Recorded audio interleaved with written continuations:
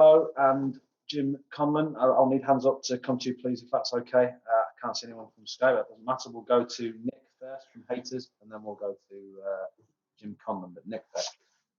Evening, Jurgen. Congratulations on a really impressive win. Were you surprised by Arsenal's tactics? They seem to show you a lot of respect and give you a lot of time on the ball. No, I was not surprised for a second. I never had this feeling during the game. I think the answer for this question is probably a good performance of my team, because we were, I think, the first 5, 6, 7 minutes, I'm not 100% sure, was quite an open game, kind of. Didn't happen a lot, but after that we were really in charge of the game, were dominant, played good football, and what we did against the lineup of Arsenal with all this counter-attacking threat. What was the most important thing in defending was how our counter pressing was, and that was absolutely exceptional, right? And was very important. So we took that quality away with the counter press. Didn't use our chances, obviously, first half, but we knew we have to keep going. Could do a few little things even better in the second half. Try to show the boys in half time, but the mother of the result, or the result is the result of the performance. And the performance tonight was obviously good enough that we rather would win the game in the second half than we would lose it. And that's why it was necessary that we did the same stuff again. And the boys did. We made changes, which helped obviously as well. And won very deserved a difficult football. Would it be too simplistic to say Diogo Jota made all the difference when he came on?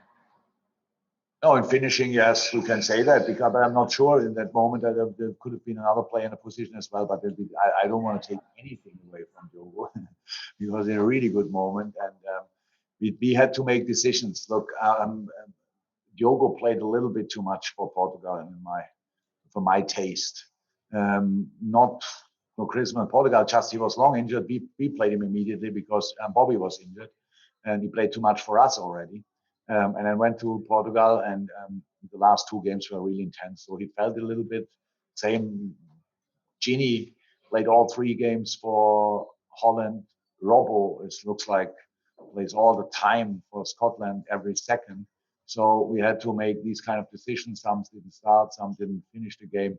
But in general, we had tonight the choice. That's very important. The boys were, all the boys in the moment, hopefully it stays like this, are now long enough time after the injury they had, maybe, to are in a good moment and in a good shape as well. So we have opportunities. I could have lined up tonight 5, 6 other players who are all in a good shape. Curtis Jones played for the U21, outstanding. Shaq played super. Naby trained outstanding for us.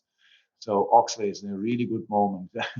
So it's that's the situation we have now. Now we have to use that for the tough periods coming up, and that's it.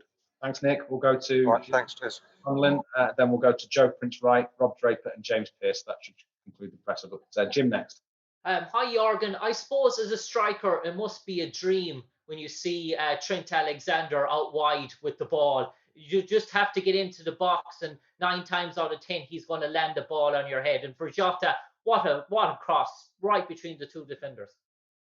Yeah, outstanding. But it was just look, when you play the game, a game like Trent played tonight, when you are fully in the game completely, like without thinking a lot, just focusing on the important stuff in the game, then you can do these kind of things. In a worse game, even Trent doesn't cross like that.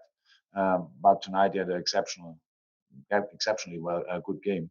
And so yes, the cross was really well, but the header, you have still to finish it off. It's not as easy as it looks, and so Diogo did that, and that was very important. Cheers.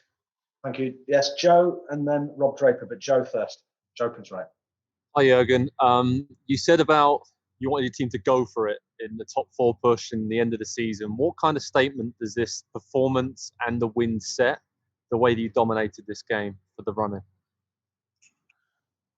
Yeah, for us was a very important statement for us, because we need to show that we really fight for it. We cannot only talk about it; we have to show it on the pitch, and We did that especially with the way we defended tonight. So if we defend like this tonight, then we are difficult to break down. If we are difficult to break down, we have a good basis to play good football, and that's what we had tonight, and that's why it was so important.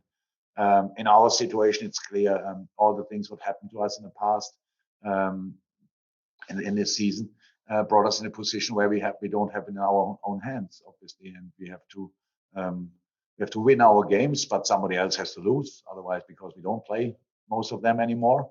So, but we have to make pressure on them, and that's what we did tonight with the result. But we are still not in, end of the season not finished. So, and Everton can pass us, I think West Ham can pass us, and all these kind of things. So the others are all in front of us. So we have to fight, and we will fight, and that's the statement for us, for nobody else. Fantastic. Rob Draper and then James Pearce to finish. Yeah, Jurgen, just on Trent again, obviously dropped by England, and you commented on that on Friday, but it just seemed he was so excellent today. Do you think the rest will have done him some good? Oh yes, 100%. But he didn't have a lot of rest, to be honest, because we trained quite intensely with the boys. But yeah, sure, the things we did in training helped him. It's like when you play 3 games in 10 days, there's not a lot of time for training. Then you have you recover and all these kind of things. And we had obviously time to train and work on things, and that helps. But again, I can understand that it's a story, and I said the things I think I had to say because it's my opinion, but I don't want to get it misunderstood. I'm not criticizing Gareth Southgate or whatever. It's just, and I don't want to have an argument that people think I have an argument with Gareth. I don't have it, not at all. I respect his role and his decisions, but I know the player for sure better than anybody else. Any other coach, and I can say he is a world-class player, and not only defense and not only offensively. So that's good. Does he perform always world-class? No, I don't know a player who is doing that. So, but it's his potential. That's it. Thank you, Rob and James to finish. Hi, Jurgen.